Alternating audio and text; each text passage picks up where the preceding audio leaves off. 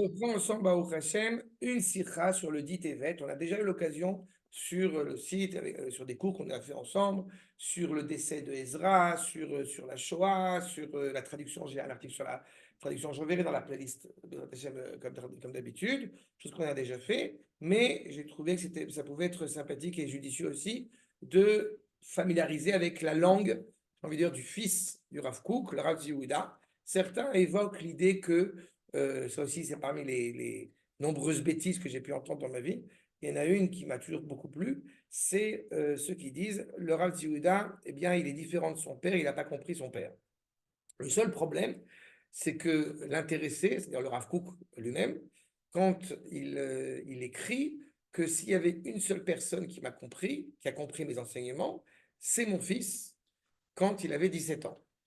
Donc, on ne, même pas en rêve l'idée d'invoquer une sorte de cisure ou de, je ne sais pas, de scission entre le Rav et le Rav Yehuda. D'autant plus important que, je vous rappelle, le Rav Yehuda, avant d'être à la tête de Merkaz Harav, a consacré, si je ne dis pas de bêtises, 10 ans de sa vie pour mettre en page, pour écrire, puisque le Rav Kook avait, c'était comme une écriture, écriture dense, et il a mis 10 ans de sa vie pour organiser donc les livres de son père qui sont évidemment fondamentaux.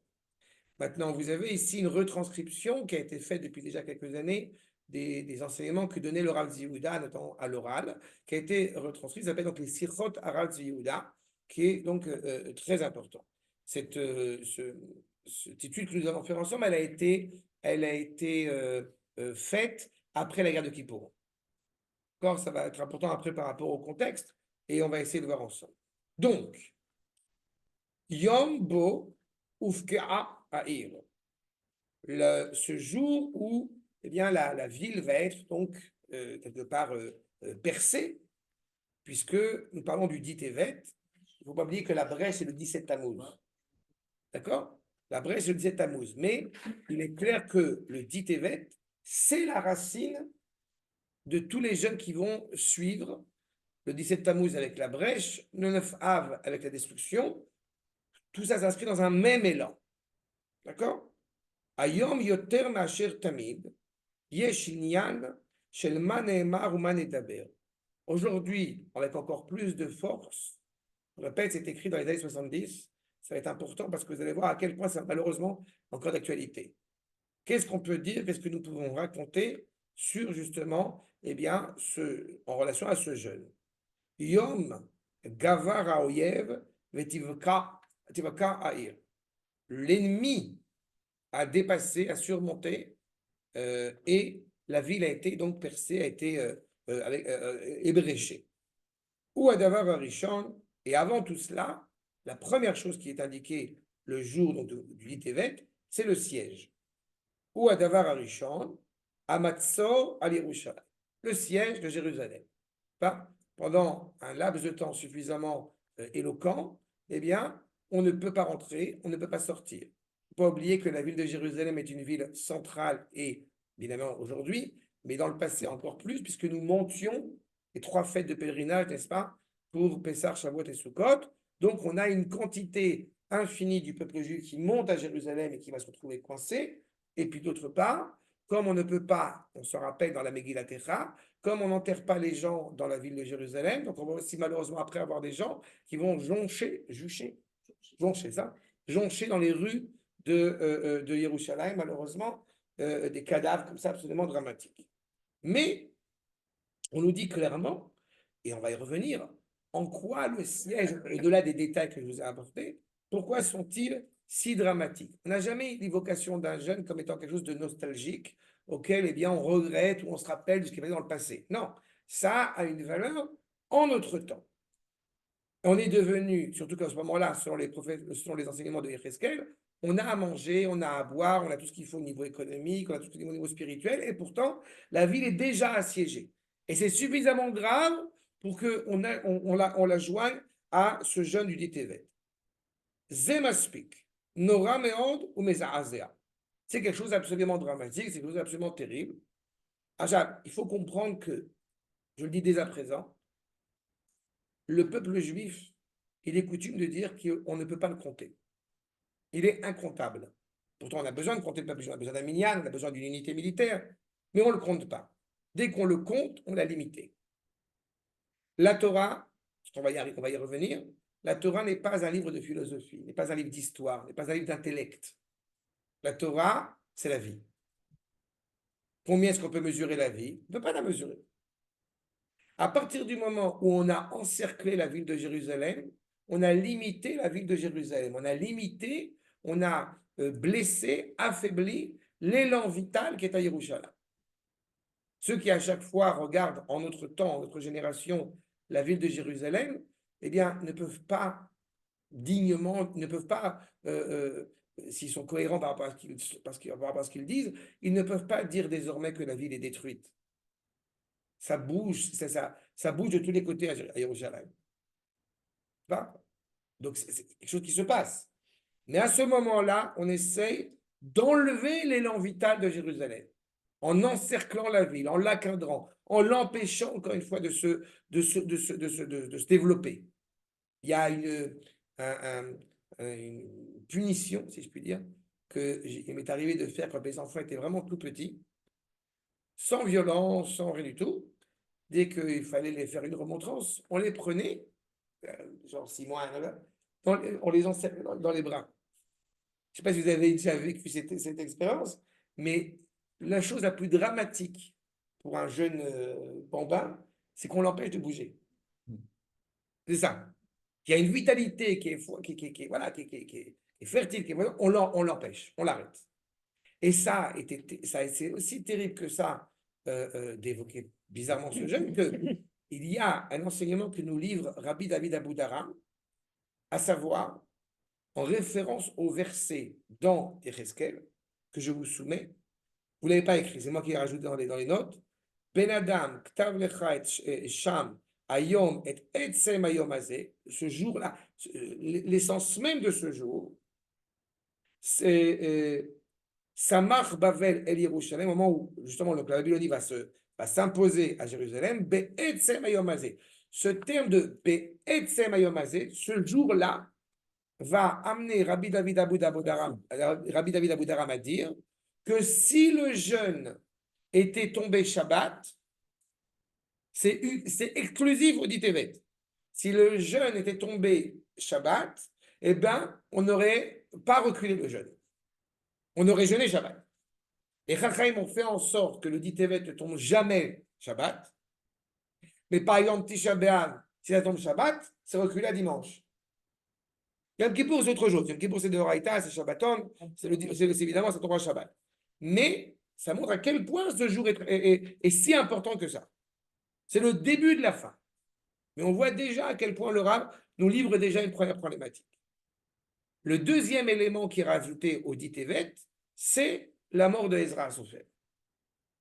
Dans les lois donc, de Ta'anit, Katouv, Sheyesh Lit'anot, il faut jeûner Beyom Shemet Bo Aviv, le jour où est décédé son père, Vechol Sheken Beyom Shemet Bo Rabo, encore plus que le jour où décède son père, son rave.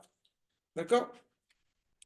Il n'y a pas d'halakha qui dit qu'en réalité, eh bien, c'est pas fixé au niveau de l'halakha en fin de compte qu'on doit jeûner au décès de son père ou au décès de son rave. Mais c'est que c'est un jour triste et je veux penser, sans m'avancer, mes parents sont bien vivants, mais je veux penser que quand on a perdu son père ou sa mère, on n'a pas forcément envie de manger ce jour-là.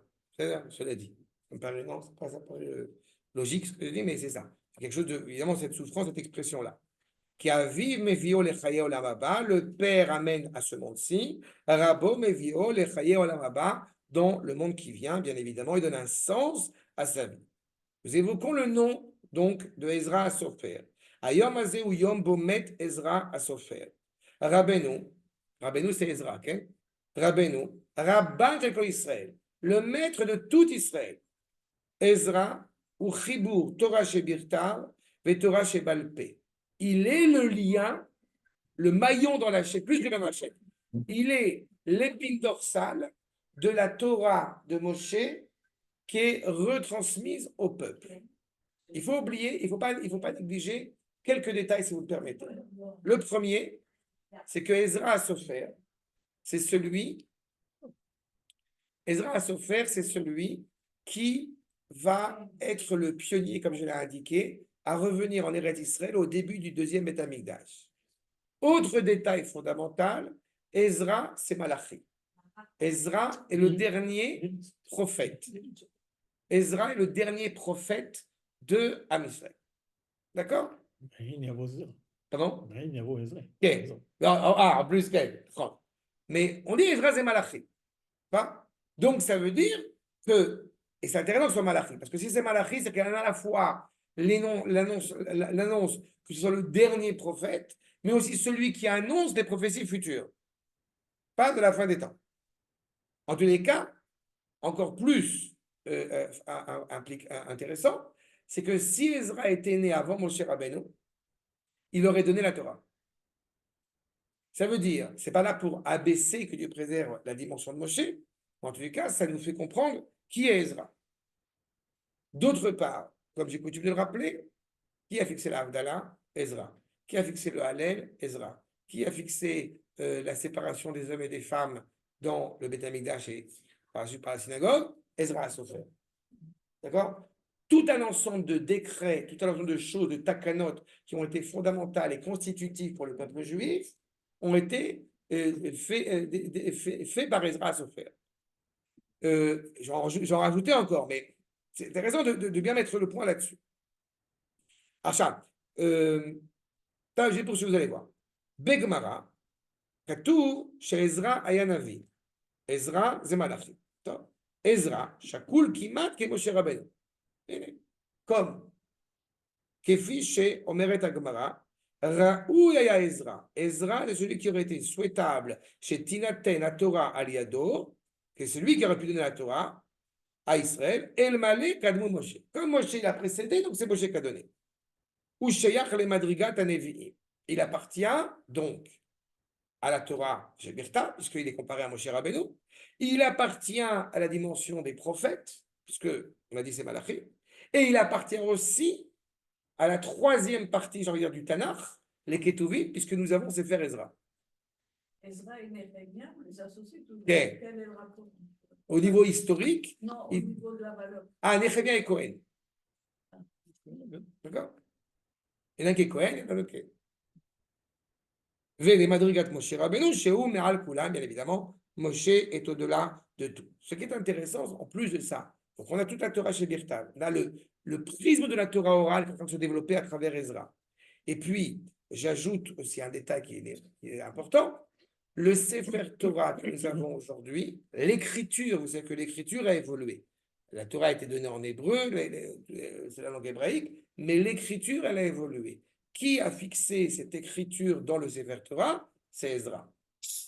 Et encore plus dramatique, c'est que la tradition nous dit que quand le 17 Tammuz, Apostémos, il a brûlé le Sefer Torah, il a brûlé le Sefer, et de là a commencé la révolte, eh bien, le Midrash dit que de quel Sefer Torah s'agit-il? Du Sefer Torah qu'avait écrit Ezra. Enfin, qui a vraiment une valeur essentielle. Et le Rambam, dans son introduction à la Mishnah, il explique c'est qui ce qu'on appelle Akneset Agdola, Anshe Knesset Agdola. C'est qui? C'est Ezra et Beddino. Et de nouveau, encore une fois, le rapport à Ezra. C'est la Knesset. Un peu comme aujourd'hui. Un peu. Aïshiut Azou, donc cette personnalité-là, Raoui Shetilaten Torah Liada.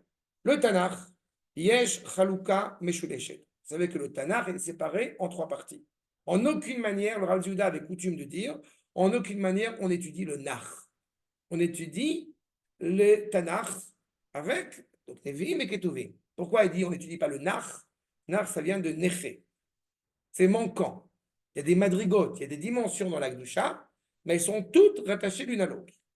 Torah, Nevi'im, Ketuvim. À Torah, Yisod, Mimakor Moshe Rabbeinu. La Torah écrite, bien évidemment, elle vient directement de Moshe, de Bereshit jusqu'à Bénék Israël dans Zot HaBeracha. והנביאים הם כמו שמשים של משה רבנו. Les Nevi'im, c'est évidemment une dimension qui est moindre à celle de Moshe Rabbeinu, mais elle a aussi une valeur. Moshe, on n'a pas de terme pour le définir. C'est Adon Kol HaNevi'im. C'est le maître de tous les prophètes. C'est comme dit le Midrash, Chetzio Elohim, Chetzio Adam. Et volontairement, je ne vais pas traduire cette phrase, parce que sinon ça va donner un sens qui est totalement tordu. Mais en tous les cas, il a cette dimension-là. Yesh madrigot batora chez Birtav. Vechen betora chez Balpe. Nous avons des échelons. Tout ça, c'est une seule Torah. Mais il y a des madrigotes, il y a des marches, des niveaux. Tanaïm, Vamoraïm. צריך לדעת שיש מדרגות בכל ההתגלות הבורא בנבראים. הקדוש ברוך הוא se révèle pas de la même manière en fonction, encore une fois, de la proximité de l'un et de l'autre, et vis-à-vis de la prophétie ou vis-à-vis d'Akadosh Baruch Hu. C'est comme je rigolais tout à l'heure, le cours que je donne le jeudi sur Manitou. Alors, il y a quelqu'un qui est très en colère avec les trucs, parce qu'il dit que bon, Manitou, c'est pas un rabbin, bon, d'accord. Mais surtout, il m'a demandé, mais moi, qu'est-ce que j'en pense? Je dis, mais je viens étudier la pensée de Manitou. Donc, une kol hakavod, le Rav Yehuda Ashkenazi, bah, j'ai un peu de modestie pour dire, je veux d'abord essayer de comprendre ce qu'il dit lui. David Benita, on s'en fout un peu, une kol hakavod, quand on ramène Manitou. C'est comme il y avait une fois, à la Yeshiva, je me rappelle il y a des années de ça, au Rav Cherki, il avait demandé qu'est-ce que vous en pensez? Rav Cherki, il était en train d'enseigner le Rambam et Rabbi Yehuda Halevi. Et lui, à un moment donné, voilà. D'accord. Il y a des madrigotes. Je ne dis pas qu'on doit se déprécier, mais on sait aussi, une collab faire la différence entre moi qui joue au football et Zidane qui joue au football. Gambé Doreno, même en notre génération, même en notre génération, il y a des étapes, il y a des marches, il y a des nuances, encore une fois, entre ceux qui sont un peu plus supérieurs et ceux qui sont un peu moins inférieurs. Les premiers, les derniers maîtres. Jainam, maintenant, malheureusement, certains ne voient pas ça. Il faut bien comprendre qu'à l'époque de Ezra, eh bien, Ezra, il encourage les Juifs à monter en Eretz Israël, comme vous le savez, et le fait est, c'est qu'il y a d'autres Rachamim. Et il y a beaucoup d'autres Rachamim qui ne voient pas ce que Ezra voit. À une époque, c'était comme ça. Aujourd'hui, bon, tout le monde a compris, mais à l'époque, c'était... Et Ezra, comme le Midrash le rappelle, puisqu'on a cité le Rav Terkel tout à l'heure, Ezra, il va partir jusqu'en Allemagne. Est-ce qu'il y avait réellement historiquement des Juifs en Allemagne ou non? En tout cas, le Midrash dit qu'il est allé en Ashkenaz, jusqu'en Allemagne. Et il leur a dit de monter en Israël. Et j'ai coutume de rappeler cette anecdote dramatique. Il les a maudits parce qu'ils n'ont pas voulu monter. Toi, tu es dans Jérusalem d'en haut, nous d'en bas, machin. Et quelques générations plus tard, à l'époque des croisés, il y a un maître qui s'appelle Beur Meorenaim qui dit il semble que nous payions la malédiction de Ezra. Et des générations plus tard, vous avez le Rav Tertel, pour le coup, qui dit on est en train de payer la malédiction d'Ezra. Parce qu'il y a 3 villes en particulier qui avaient été particulièrement blessées par les croisés, puis après par les nazis. C'est Choum, c'est Worms, Mainz et j'ai oublié la troisième, Schwerber, j'ai oublié. Il y a 3, c'est Otiot Choum. En tous les cas, c'est une parole très dure. Et donc Ezra, il avait essayé d'encourager. On se rappelle quand Mordechai, puisque c'est cette génération-là, quand Mordechai il était en Perse, il est descendu, parce que la construction du Beth Amikdash, n'est-ce pas, avait été arrêtée, qu'il encourage les Juifs à monter en Israël, qu'il y a presque 40 000, 42 000 Juifs qui en fin de compte sont montés, il n'y a quasiment personne qui est monté, et que lui, après avoir échappé au massacre qu'aurait pu être Purim et qui Borgem ne l'a pas été, eh bien, il est presque quasiment tout seul à monter en Israël. Tous les Juifs sont restés en Perse. Alors que quand même, on a frôlé la catastrophe. On a frôlé, je sais pas. Non, même pas. La majorité des Juifs à l'époque du deuxième Beth Amikdash, elle était en dehors d'Eretz Israël. Il y a très peu de Juifs qui sont montés. Certains ont dit non, la Torah, elle est centrale, elle est en Babylonie, mais je n'en monte pas. Terrible. Mais en tous les cas, c'est aussi la particularité de Ezra. Donc il a cette grandeur-là. Il voit que la Géoula de Ham Israël, elle a commencé. Et il y a ceux qui ne voient pas. Il y a ceux qui sont aveugles. Okay? Qui dit vrai Rabbi Yehuda Halevi, Ze Shoresh Haemuna, Ve Shoresh Hamerit. Vous avez ceux qui voient les choses, Shoresh Haemuna, et on a ceux qui ne voient rien. Pourquoi? Parce qu'il y a ceux qui imaginent qu'il se passe un événement, c'est ça le mérite, qu'il se passe un événement que Akadosh Baruch Hu a forgé, a créé, mais qui en réalité est coupé d'Akadosh Baruch Hu. C'est comme si on imaginait, par exemple, qu'après 2000 ans d'exil, le peuple juif revient sur sa terre et que ça n'a aucun rapport avec la volonté d'Akadosh Baruch Hu. Imaginons. Ah, Ouvda, Kayemet. Le fait est, Ben Imroim et Itgalut Hashem. Qu'on voit la révélation d'Akadosh Baruch Hu, ou qu'on ne la voit pas. Sarich Ladat, chez Madrigot, Einan Peroud. Il n'empêche que nous parlons d'une seule Torah, d'une seule, il y a plusieurs facettes, mais c'est qu'une Torah. Au grand jamais, on pourrait dire, justement, il y a des courants dans le judaïsme, parce que, comme s'il y avait, non, non, mais moi je suis chassid machin, moi je suis kouknik, moi je suis truc. Non. En réalité, on doit, si on est lié à la Torah, on a tous la même finalité. La controverse, c'est comment y arriver. Pas. Mais donc, il n'y a pas de péroude, il n'y a pas de séparation. Ni dans le Tanakh, on ne va pas dire la Torah, c'est Advar Hashem, mais Nevim, ce n'est pas parole d'Akadosh Baruch Hu, et Ketuvim non plus. Non. L'eau qui est livrée, colminé professorim, Shechotrim et Kidva Akodesh Lechatichot. Comme on voit avec la critique biblique à l'époque, qui était même plus virulente, plus présente qu'aujourd'hui, certains vont dire non, mais ça, c'est pas Dieu. Ça, c'est. Non, mais en fait, il y a Ishayahu 3. Il y a un troisième séphère de Ishayahu. Je ne sais quel autre encore ineptie. Et tu appartiens à quel courant, à quel shita? Est-ce que, comme tes Breslev, est-ce que je te compte dans le minyan? Grand n'importe quoi. Sarir, la avin, chez En, Yechid, qui est La vérité est une. Elle peut s'exprimer de différentes manières, mais il n'y a pas plusieurs vérités. Chacun a sa vérité, chacun a son interprétation. Comme a souvent rappelé Manitou, ça n'existe pas. On n'interprète pas la Torah. On veut exiger de la Torah ce qu'elle doit nous enseigner. C'est pas l'hydroche.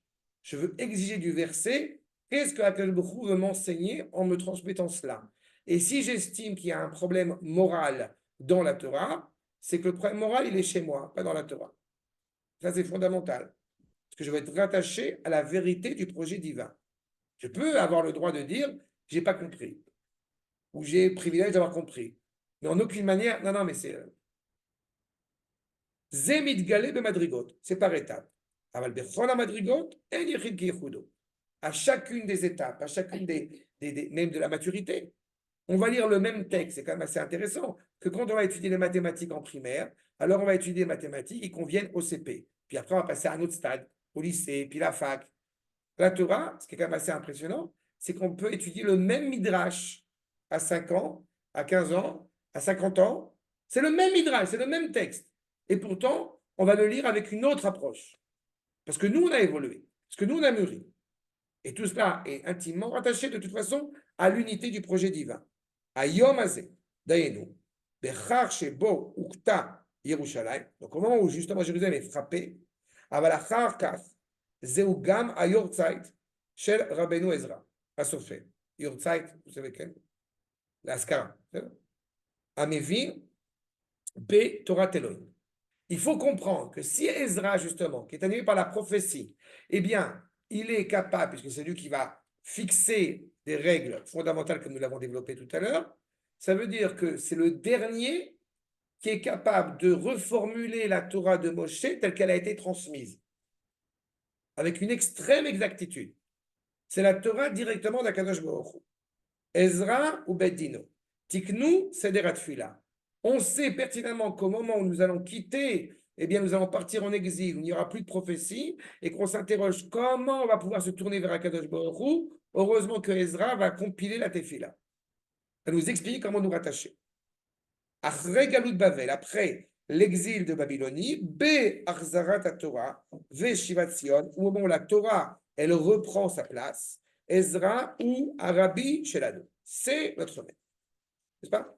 Donc, on ne peut pas mettre le peuple juif dans cet état de siège parce que ça laisserait entendre que l'âme Israël, il est comme les autres peuples, un peuple qui est rattaché à la nature, alors qu'on est au-delà de cela. On ne peut pas, et c'est ce qui va déjà, et c'est ce qui laisse entendre ici déjà, comparer la Torah à n'importe quelle discipline que ce soit, parce que justement la Torah n'est pas une discipline, n'est pas un texte, n'est pas un livre, mais est une parole vivante, retranscrite et d'abord réenseignée par Ezra. Et enfin, le troisième décret, la troisième indication qui est rattachée au dit évêque, comme vous l'avez la suite du troisième paragraphe, la traduction. Atargum Atorah leYevanit. Davar nosaf, yesh ba'asara betevet, agoim chadru le Torah uchaniut shelanu. Les Grecs vont nous dire, la Torah est un texte fabuleux, presque aussi beau que République de Platon, et que Harry Potter, mais pas plus. C'est bon, faites votre cache-route, faites votre truc, mais ne me parlez pas de transcendance. Parce que ce qui est transcendantal, c'est mon esprit de philosophe. Pas au-dessus. Il n'y a rien au-dessus de ma tête. Donc, ils veulent absolument, comme le verset l'indique, quand Yéfet rentre dans la tente de Shem, c'est bien. Mais quand Yéfet, il rentre dans la tente de Shem et qu'il oublie qu'il est dans la tente de Shem, ça devient très problématique. On est sorti il n'y a pas longtemps, vous vous rappelez, c'est pour ça que les Kohanim sont allés se battre, c'est parce qu'on a commencé à vouloir transmettre au sein de la yeshiva une parole qui était totalement erronée. Qu'il y ait des juifs qui s'écartent de la Torah, ça a toujours malheureusement existé dans notre histoire. Mais quand on veut dénaturer ce que la Torah elle dit, là, c'est un problème. Là, les Kohanim disent Adkan, stop. Donc, c'est ce que font les Grecs avec cette traduction. Ils veulent rentrer de force dans la spiritualité d'Israël. Ou Melech Yavan Anseni, l'Ichtov Dat Yevanit. On veut être des Grecs de confession juive. Qu'on traduise la Torah en grec, Zoaita Gzera Maasit Ruchanit. C'est donc quelque chose de concret, à tel point que le Midrash va dire qu'il y a eu 3 jours d'obscurité en Israël et 3 jours de lumière en Grèce. À cause de ça. La Avir et la Torah, les Svatagoïm. Okay? Passer la Torah dans la langue des Goïm. J'ai eu l'occasion de rappeler cette anecdote. Quand j'étais au lycée, il y avait un copain qui m'a dit « Ah, la Torah, la Bible existe aussi en hébreu ?» Il est mignon. C'est qu'il y a une traduction hébraïque de la traduction des Shuvim. Ah, quelqu'un oh. Aujourd'hui, on peut l'étudier, d'accord. Non, il y a une traduction hébraïque de Mais on pense, j'avais demandé une fois au Rav Shuraki, à Yerushalayim, j'avais demandé est-ce que Philon d'Alexandrie, il connaissait l'hébreu, parce il a beaucoup influencé la chrétienté, et il a un commentaire bon, qui vaut ce qu'il vaut, mais en tous les cas, et en fait, il s'est avéré qu'il ne connaissait pas forcément la Torah en hébreu. Il a commenté la Torah sur la base grecque. Et là encore, c'est très important. Pourquoi c'est la grecque plutôt que le français, l'anglais, ce que vous voulez, autre langue? Il est évident que la langue la plus habilitée à traduire la Torah, c'est le grec. Parce qu'il y a une capacité de l'esprit qui est profondément importante. Mais dès qu'on traduit la Torah, on l'a transformé, c'est ce qu'il va nous dire, on l'a transformé la Torah en quelque chose d'universel. Et donc, ce n'est plus le fruit de la charte nationale de Ham Israël.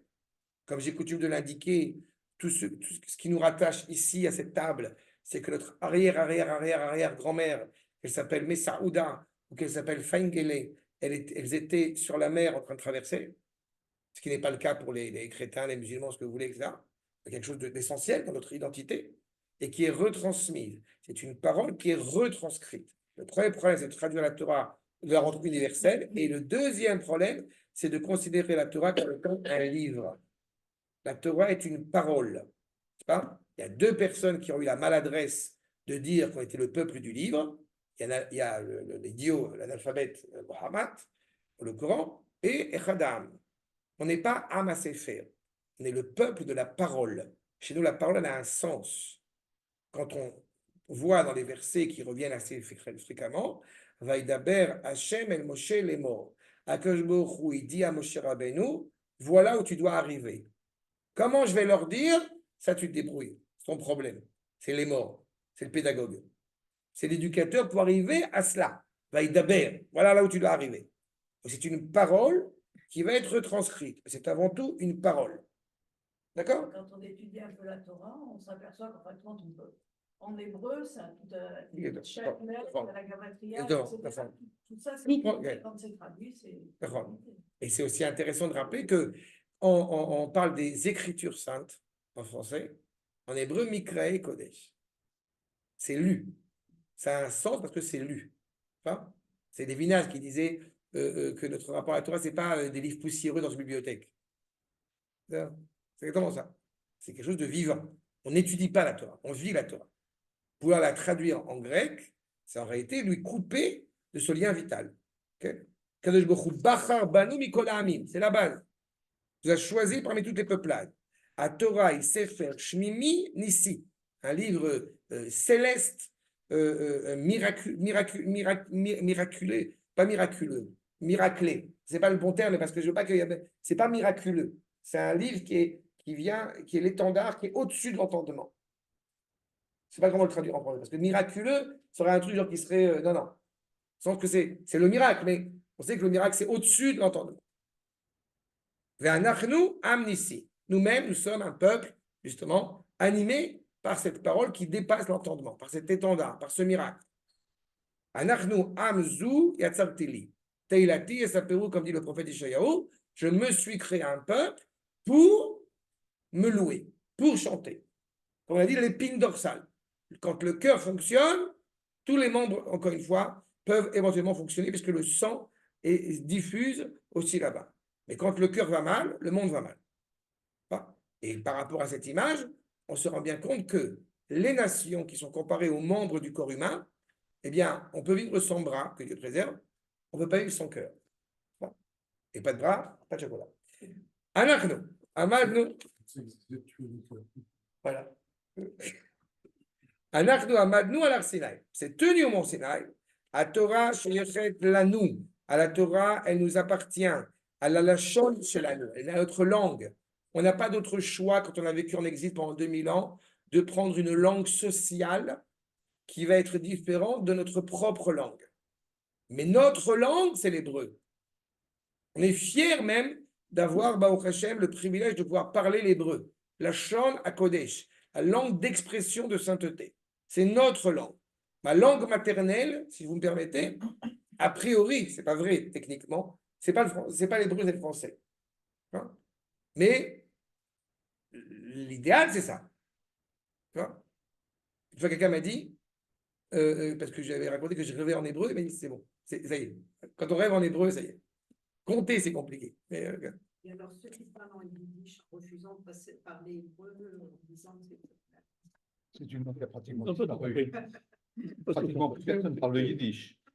Oh, ah oui, ils parlent en yiddish. il y a des gens On va qui faire ne un parlent tour à que le Bethlehem. yiddish quand ils vont faire leurs courses. D'accord? Alors, je vais Voilà, sortir. comment j'entendais les gens parler le yiddish Non, il y a 50 moins de ans. gens, parce que ça veut Beaucoup, oui, beaucoup ils de parlent gens. aussi l'hébreu. Mais à l'époque, ils ne parlaient même pas l'hébreu, ils ne voulaient pas parler l'hébreu. En réalité, À Jérusalem, on n'apprend que le yiddish. exactement. Ça dépend, oui.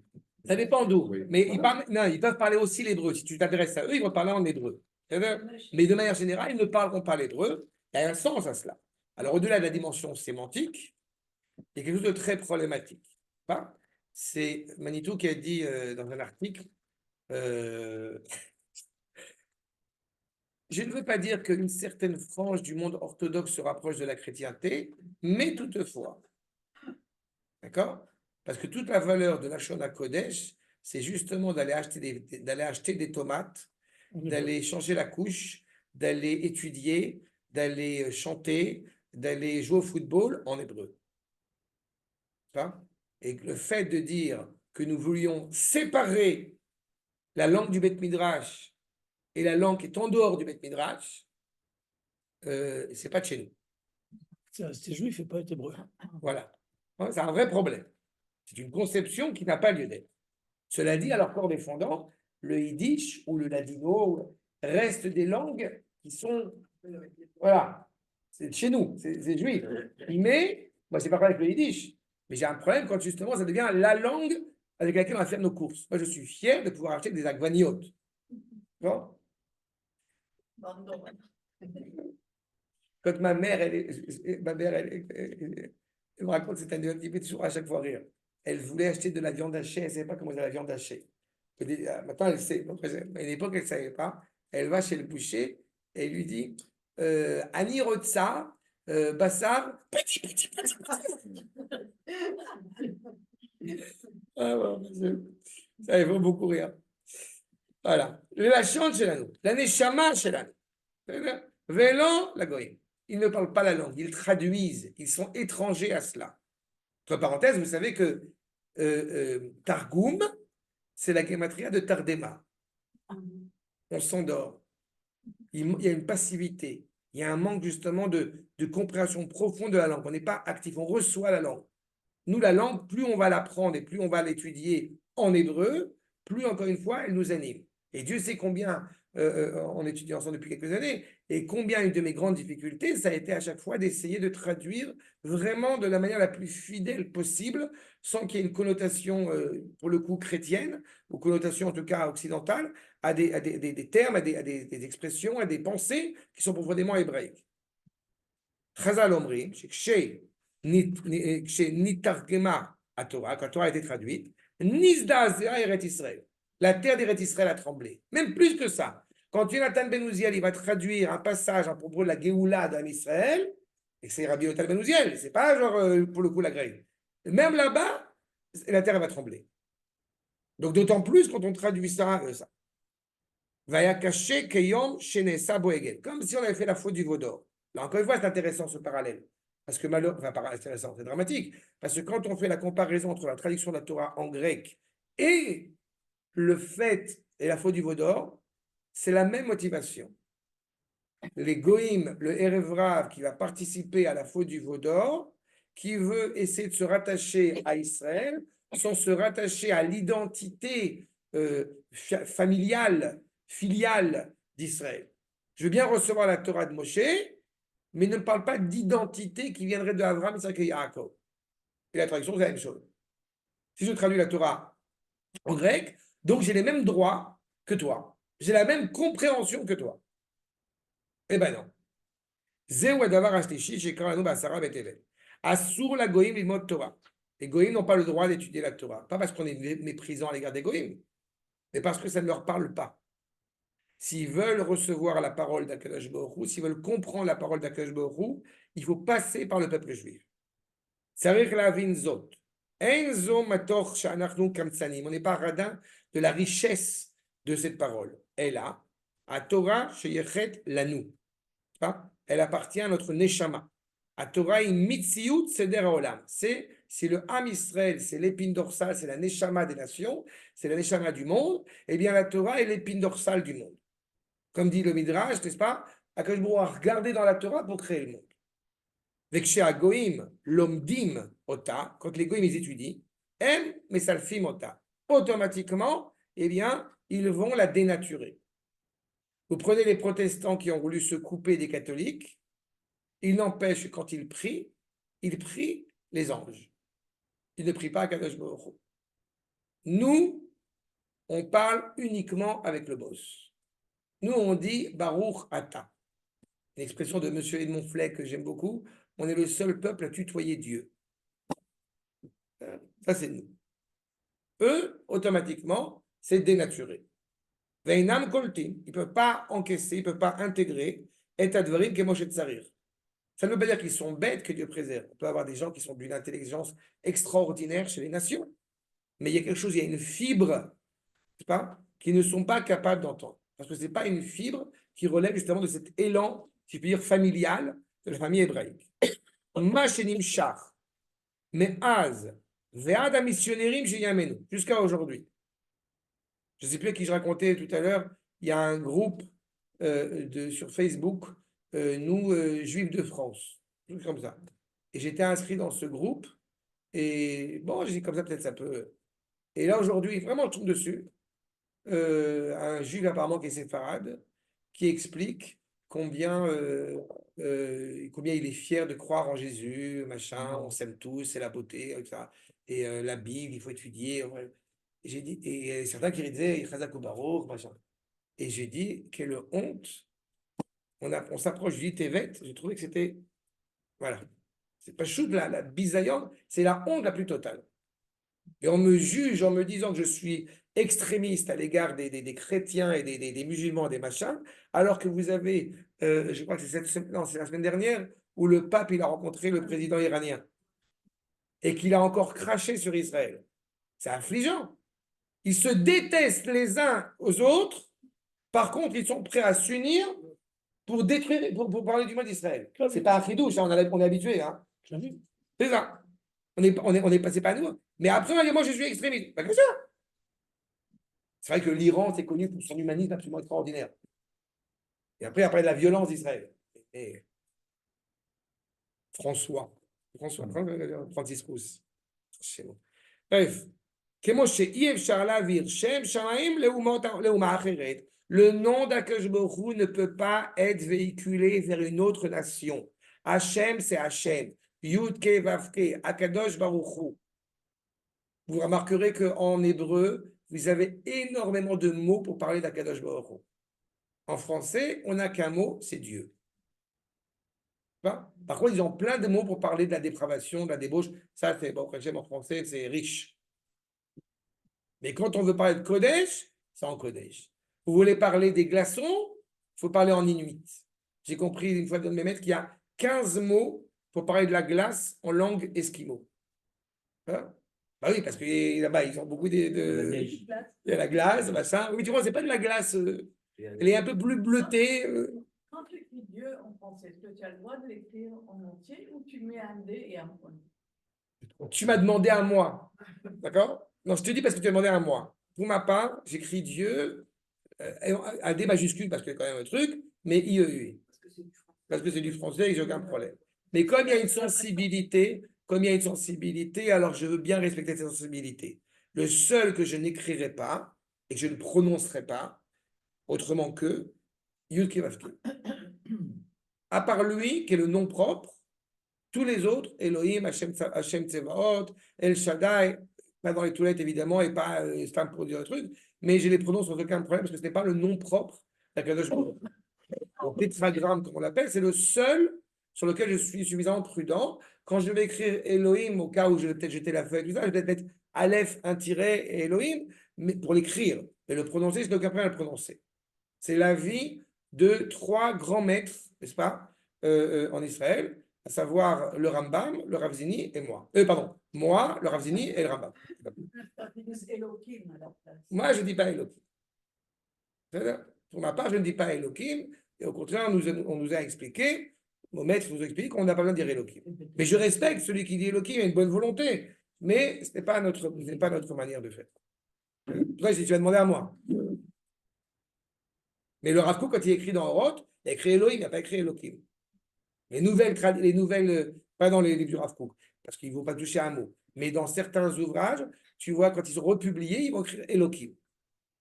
En vrai, c'est pas vrai. Le maître, il n'a pas écrit Elohim. En tous les cas, Yves Charles et Targem et Torah, c'est ce qu'il nous dit, les Safa Acheret. D'accord?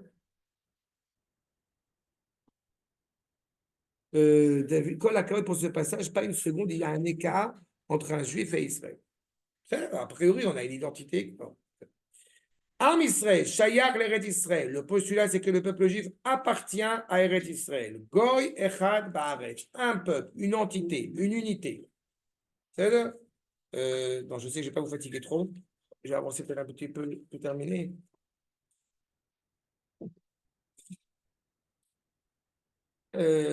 Passez, s'il vous plaît, directement. Je pense qu'on a compris cette grande idée. Comprenez aussi, comme je l'ai indiqué, que la présence d'Akadosh Baruch Hu, elle est au moment du rattachement, encore une fois, entre Am Israël et Akadosh Baruch Hu. Et après avoir compris ce qui nous manque et les raisons pour lesquelles justement nous jeûnons, évidemment, la Shoah, c'est la dimension qui était rattachée, mais je ne vais pas m'attarder dessus, j'ai fait un cours là-dessus de toute façon. Mais il nous importe aussi de savoir dans quel état d'esprit nous allons rentrer dans le dit Tevet, c'est-à-dire qu'est-ce qu'on peut réparer. Vous vous rappelez que un jour de jeûne, on ne dit pas de somme calme, mais on dit de somme mo'il. Il est utile, on espère que ce jeûne va être utile. Prenez directement, s'il vous plaît, le 5e paragraphe, où le Rav va nous donner justement eh bien, les dimensions pour pouvoir réparer. Puisque nous sommes aujourd'hui revenus en Eretz Israël, donc est en train d'arriver la fin des temps. Igia et ketz achrit hayamim. Igia est arrivé. Zazman boanu nimtsaim. On se trouve à ce moment-là. Akadosh Baruch Hu eino ozev otanu. Akadosh Baruch Hu ne nous abandonne jamais. Ou osé lanu tipulim bagalut. Il nous a fait. Vous pouvez comprendre que on n'a pas tout réparé, mais tout ce qu'on devait réparer en exil a été réparé puisqu'on est là aujourd'hui. C'est-à-dire que tout ce que nous devons maintenant réparer, nous n'aurions pas pu le faire si ce n'est en Eretz Israël. C'est à ce moment on est arrivé à la fin. Donc, on était, Akadosh Baruch Hu était en colère, si je puis dire, parce qu'on se sentit même à l'aise quand on était dans l'Algérie française, mais Léat, mitpayes itanu. Que je me a envie de nous retrouver, c'est pour ça qu'on est là. Comment est-ce qu'on voit doucement, doucement,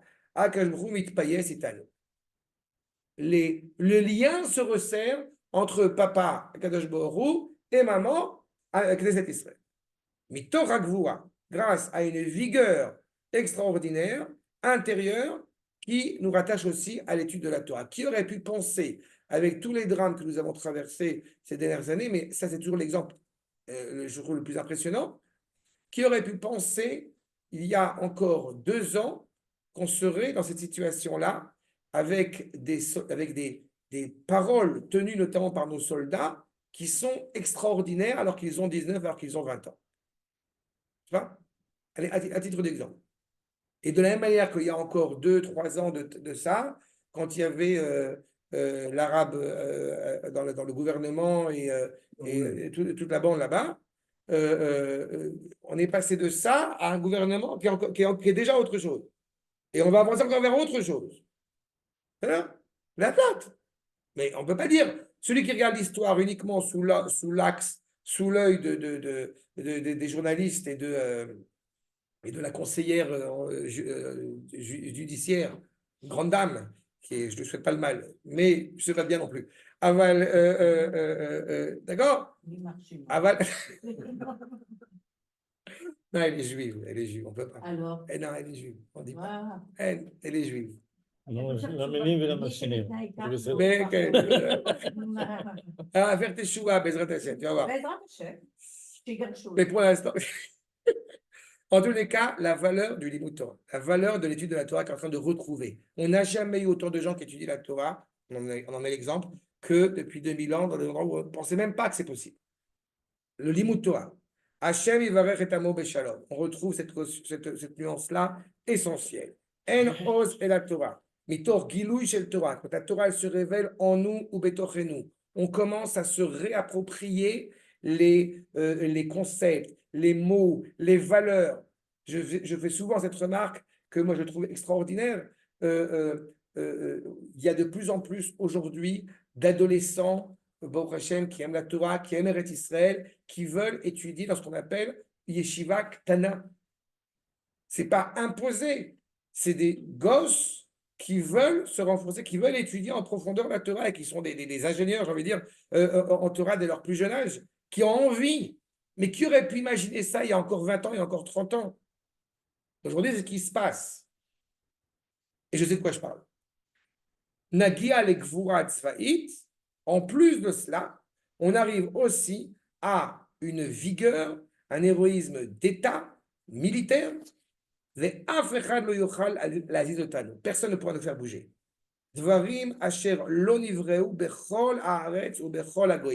Jamais cela a été le cas dans aucune nation d'avoir ce renforcement, encore une fois, qui existe. Il se passe quelque chose à l'intérieur, parfois qui est invisible à l'extérieur. Quand on regarde malheureusement, c'est pour ça qu'il faut d'autant plus renforcer ce que va nous dire le Rav Yehuda. Quand on voit la guerre de Yom Kippourim, pour le coup, eh bien, il est possible qu'on ait vaincu, militairement parlant, on a gagné la guerre. Mais il n'y a pas suffisamment de souffle intérieur au sein du peuple juif pour pouvoir justement rallier ces 2 dimensions. On va regarder le nombre de morts qui se produit cette dernière guerre, et ce n'est pas encore fini, mais on n'a pas idée. Quand on regarde l'histoire convenablement, eh bien, on n'a pas idée à quel point il est jouissif, il est extraordinaire de voir Nasrallah qui est mort. de voir la tombe de Hafez al-Assad qui est profanée. Mais c'est extraordinaire. Qui aurait pu imaginer ça alors que c'est des noms qui étaient tellement affreux et qu'on a cette force-là, au Hachem. Et on se rappelle à chaque fois que tous ces pourris qui sont morts, les juifs le plus populaire, si je puis dire, qui va distribuer des bonbons dans la rue. Il ne s'est pas interrogé, non mais quand même, c'est pas bien. Ferme ta bouche, donne des bonbons, réjouis le peuple. Cette réalité-là, ça montre que même à l'intérieur, on est en train d'être dans une autre dimension encore. On n'a pas envie de mener des guerres, mais quand c'est nécessaire, on le fait et on le fait avec joie, on le fait avec plaisir. Vous savez pertinemment que la paix chez nous, ce n'est pas quelque chose, encore une fois, ce n'est pas un moyen, c'est une finalité. Nous voulons le nom d'Akadosh Baruch Hu. Le shalom, c'est le nom d'Hachem. On veut la présence d'Akadosh Baruch Hu. On ne veut pas pactiser. On veut justement cette authenticité. Regardez s'il vous plaît le paragraphe 6. Yesh kaele amedabrim ala shalom betor davar chashuv. Il parle de la paix comme étant quelque chose d'important. Nachon, baour chashuv. Ou bevadaï tov et chashuv shelo yehargu anashim shelanu. D'abord et avant tout, que nos hommes, nos femmes, nos enfants ne se fassent pas tuer. Avalikar shalom amuskar banevim, quand on parle du shalom dans les enseignements des prophètes, ou sheye shalom betochenu, qu'il y ait l'unité, encore une fois, au sein du peuple. Betor Ham Israël, Betor Tamid Chachamim. On a parlé du siège, on veut reconstruire les murailles, justement, de Jérusalem. On veut reconstruire, justement, ce cadre-là. Pas seulement des murailles physiques, mais aussi, Kimitziot, etc., de retrouver la parole cohérente, encore une fois, qui doit inonder, qui doit éclairer Jérusalem et Eretz Israël. On est déjà là, la Torah est en train de se renforcer. Deux. Le jeûne, ça aide au tikkun. Évidemment, parce que c'est l'évocation de la vertu de miséricorde Shakash Borou qui ne se satisfait pas que nous souffrions, que nous blessions notre harmonie entre notre corps et notre neshama. Le inouï. On n'est pas chrétien. On n'a aucune volonté de souffrir. On veut jeûner pour ne plus avoir besoin de jeûner. Et c'est intéressant de se rappeler qu'on n'a pas encore tout réparé, mais on est sur la bonne voie. Mais comprendre ce que nous devons réparer. Donc d'abord, reconstruire Yerushalayim, reconstruire cette liberté, encore une fois, en Eretz Israël. Deux, le rapport au Chachamim, le rapport à la Torah. On comprend que la Torah, encore une fois, prend son sens dans l'âme de notre peuple, par le biais des Chachamim. On a dit à Hanouka, Asher Kedeshanu Ben Mizota, Vetsivanu Ladlik de Hanouka. On sait pertinemment que ce n'est pas écrit dans la Torah. Nous exprime déjà le rapport que nous avons à l'égard de nos Chachamim comme étant la parole d'Akadosh Baruch Hu transmise par nos maîtres. C'est pas Shalom ou Shmo Shakadosh Baruch Hu. Mais Shmo Shakadosh Baruch Hu mitgale bat-Torah. On veut le Shalom, il faut regarder dans la Torah. J'ai encore dit hier à quelqu'un qui s'interrogeait sur la nécessité ou non de garder Gaza, et ça c'est la fameuse question qui me font beaucoup rire, et que je dis, comme d'habitude, qu'il faut bien évidemment reconquérir Gaza, puisque ça fait partie des Eretz Israël. Et oui, mais bon, qu'est-ce qu'on a à y faire à Gaza? Les choses sont très claires.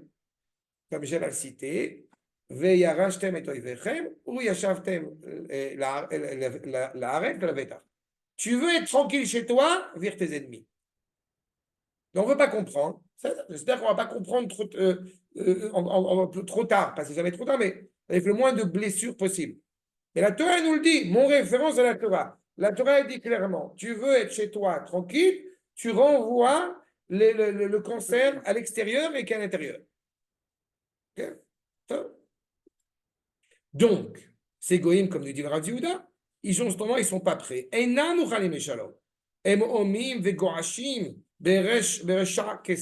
Par idiotie, ils ne parlent pas de paix, ils parlent de paix romaine pour le coup.